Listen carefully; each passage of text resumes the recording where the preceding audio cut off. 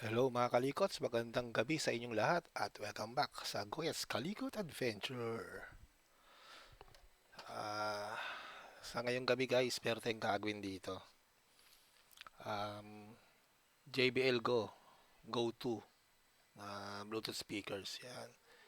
Galing ito sa aking kumpare na si Aljon Evangelista, na kapatid naman ni Odi Evangelista na nagpagawa sa akin ng air fryer na nakaraan. So yan, shoutout sa mga So Strong diyan sa ang So Strong ng Lagro, diyan sa Reyna Elena Manila. Yan, ito yung JBL guys, na JBL Go 2. Ang problema daw nito ay basag daw yung tunog.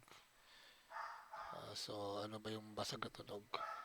Crackling sounds, 'di ba? Parang ganoon. So testing natin 'to, yung kanta. Kung rinig. Ayan, 'di ba? Garalgal, rinig nyo ba? Ayan.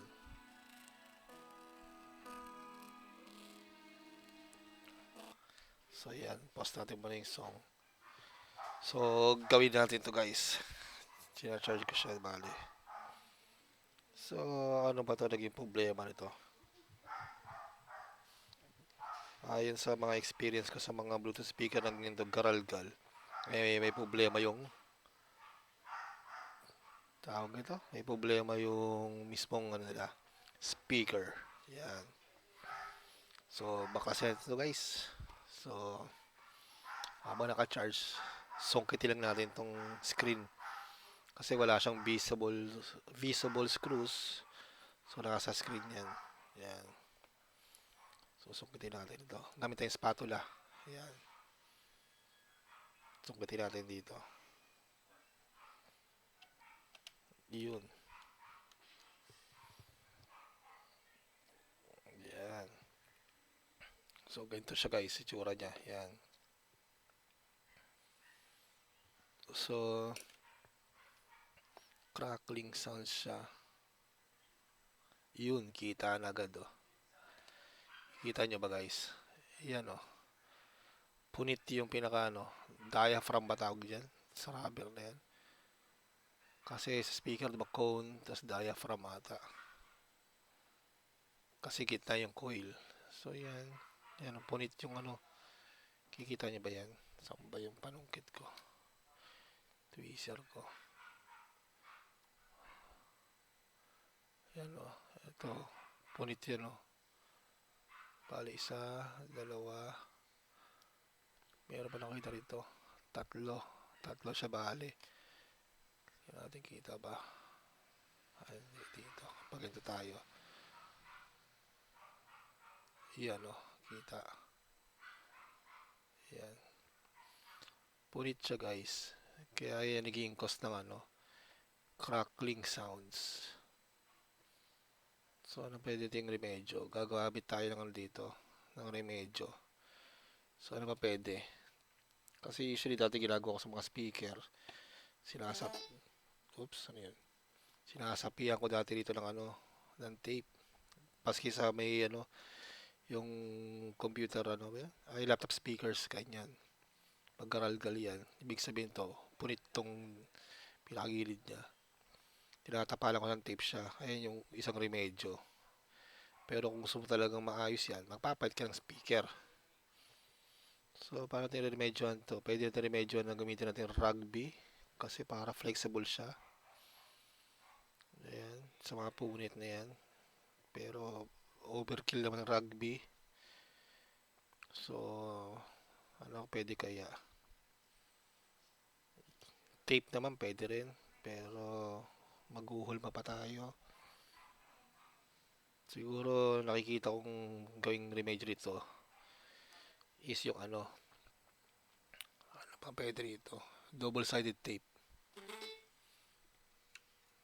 Ito kaya. Pwede kaya to. Itim din siya. Pero hindi niya sakop lahat ang punit eh. So, hanap tayo ng pagremedyo guys. Meron, ito, double-sided tape din to. Ito, ito, ganyan remedyo. Total, malagkit naman yan, no? Bago-bago pa naman tong tape. So, sukatin natin to. Kasi may mga punit. So, mahaba.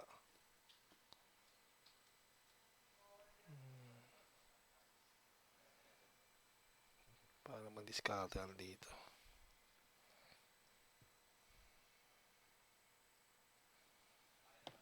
Gunting.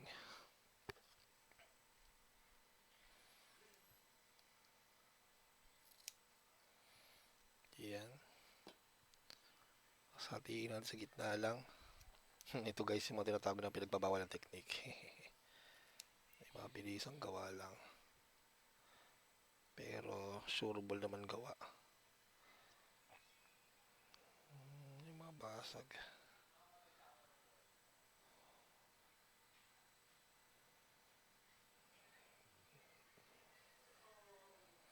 So, hatiin pa natin to. Lagyan natin dyan.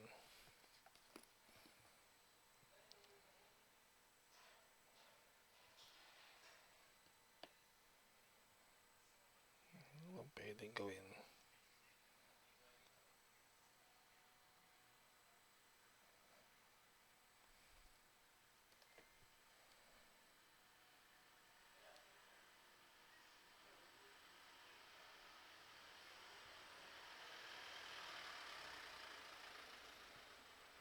Dapat tumatanggalin yung tigas na papel na to. As in double-sided tape lang may iiwan.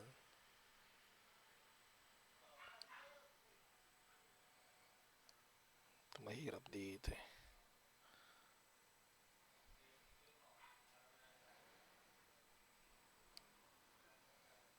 Diskartihan lang natin.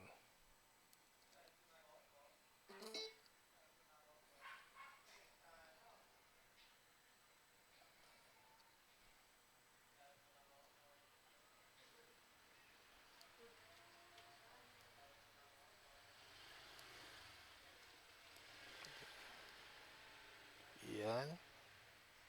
Kung bago pala kayo sa akin channel guys, paki-click subscribe at paki-hit notification bell para update kayo sa latest video ko ina-upload. Yan. Dayain lang natin guys. Yan.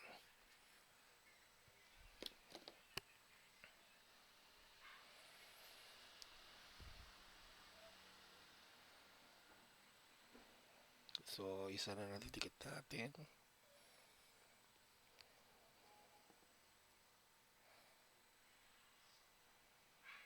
Tapos isa pa. Yan dito.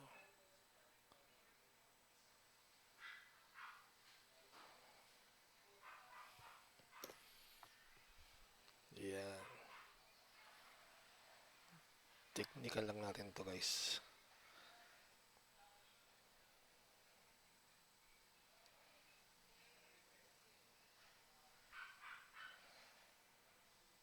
Hirap lang kasi laruin tong ano eh. Double-sided tape na to eh. Ito yung manipis guys. Pero siyempre, mahirap balatan.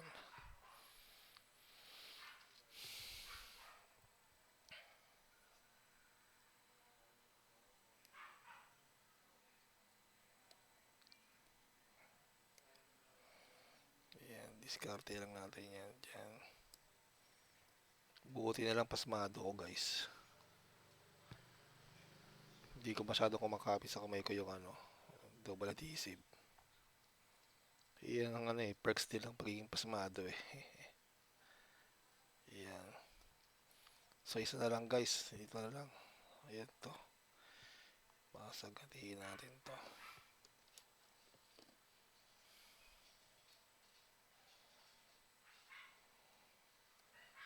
Oops. Basta tanggalin natin to. Para may salpa ko na maayos.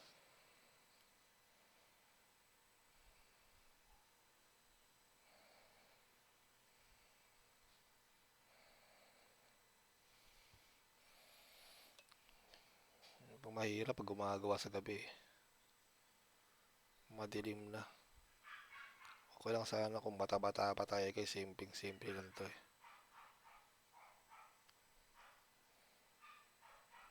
Lumalabo na rin mata natin, tumatanda na rin tayo.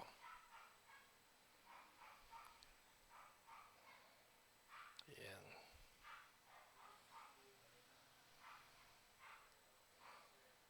Yun to guys, yun. Nako, rumulyo pa.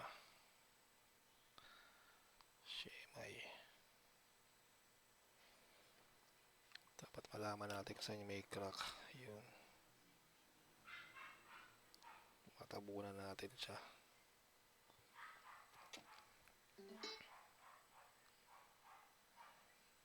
Nagiging buo na yung tunog, di ba?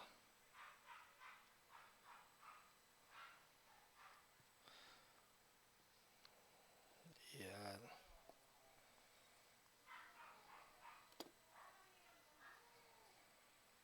Yan.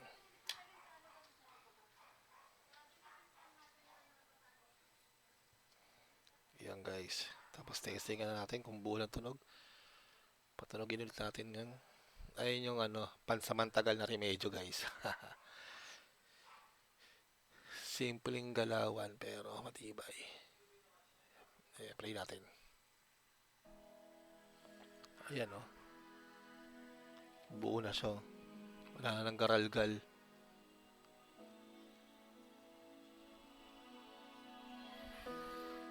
Diba? Nawala yung crackling. Kaya mga ganon. Nice na natin yan. Kaya kayo guys, kami natutunan kayo sa aking ginawang pinagbabawal ng technique. Kaya please click subscribe at pakita notification bell at lagay nyo sa all para update kayo sa this video ko ina-upload. Ayan. Tapos sarado natin to. Diba? Ganyan lang guys, diba? Hanap tayo ng iba. Ibang songs. Hanap tayo. Saan na ba yun?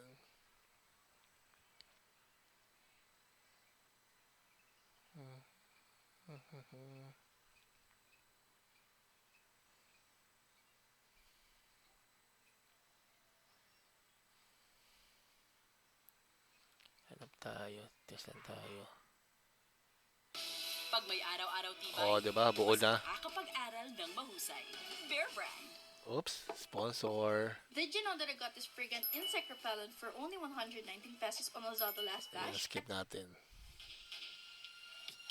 Diba? Buo na.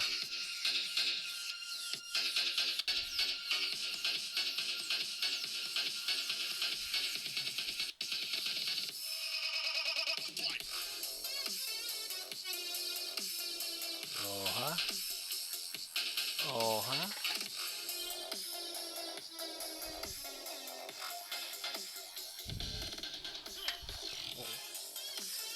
Bombo, di ba?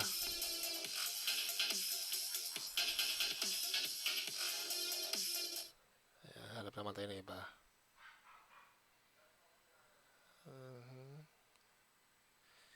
Boosted songs.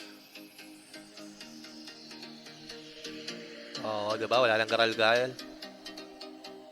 Ayan. So guys, di ba? Gamit lang itong double-sided tape.